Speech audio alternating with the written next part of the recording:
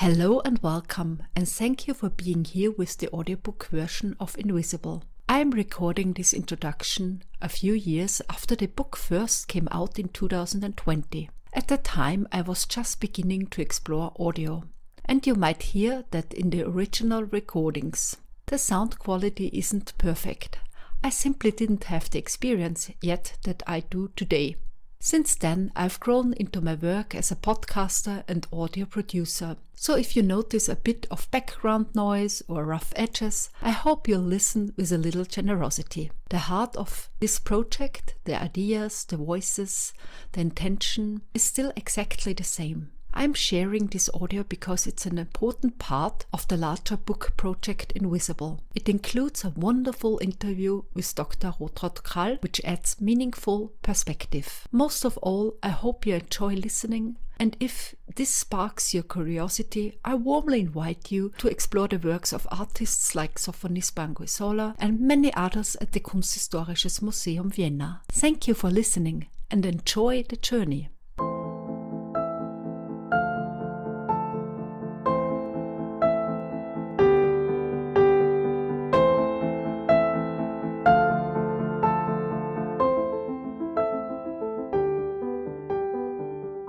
Welcome to the audiobook of inVISIBLE. inVISIBLE is a tactile book. It is made for blind and for sighted people. The tactile sense is very important for orientation in everyday life. This book wants to reveal a different approach to pictures in general and women artists especially, who also appear to be invisible in art history at times. Dr. Rotraut Krall from the Kunsthistorisches Museum Wien supported Sarah Iris Mang's work through her experience as an art historian and as an art expert in art communication for blind and visually impaired persons. I deal with the topic of perception in my artistic work. As a visual artist who previously worked mainly in the visual field, I have been dealing with the unseen for some time now. Through my performances in public spaces, I realized that a lot of things cannot be shown, but can certainly be experienced. You know my interview, The Adventure of Perception, with Dr. Susanne Buchner-Sabatti. She's blind. In the conversation, she tells me how she perceives art. Since when have you been working with the Kunsthistorisches Museum Wien with art communication for blind and visually impaired persons? Since 2010. About 1 year ago, I came into contact with the Blindenverband Wien, and through their support could conduct my first interview with blind people. The conversations have changed my way of perception and also my artistic work.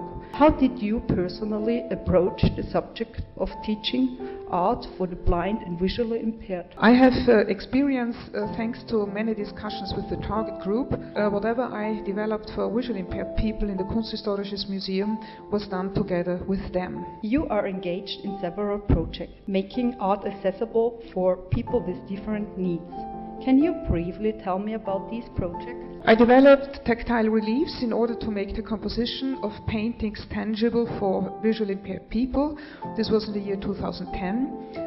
I wrote the inclusive museum book Gemeinsam an der See, where printed texts in big letters as well as in braille, tactile foils and audio information about 4 paintings of the Kunsthistorisches Museum are available.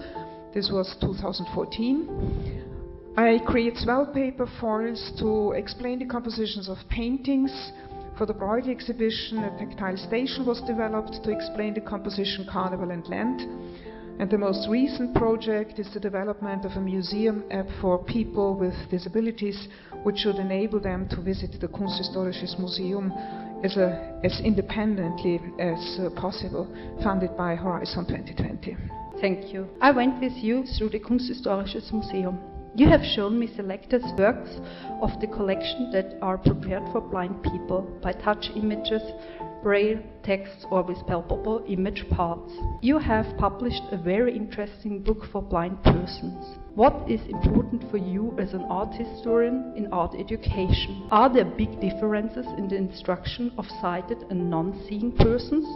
For each kind of art education, you need joy and empathy.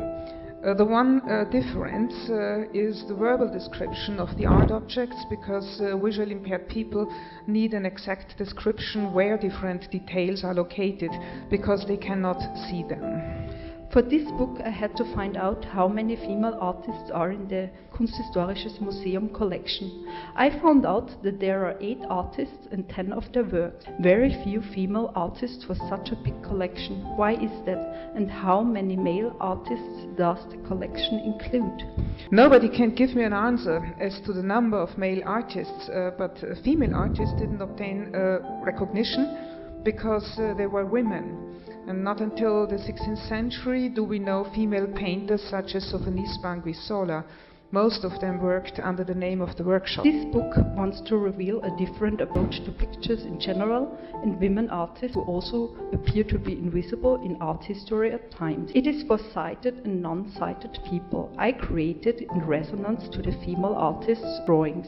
Drawing is a process that lets me re-understand the work of the artist and at the same time create something completely new. I have a strong personal connection to the work of Sofonisba Anguissola and Rosalba Carriera. How do you approach a piece of art, and do you also have a favorite artist? For me it is impossible to name a favorite artist. All of them interest me in their special manner, one more for their stylistic qualities, the other more for general cultural reasons. When I'm engaged in the work of art, the general cultural ambience, the artist's biography and his personal style are equally important to me. A work of art reflects the society, the way of thinking and the culture of the respective time, and this is the message of art for me. Thank you for the interview.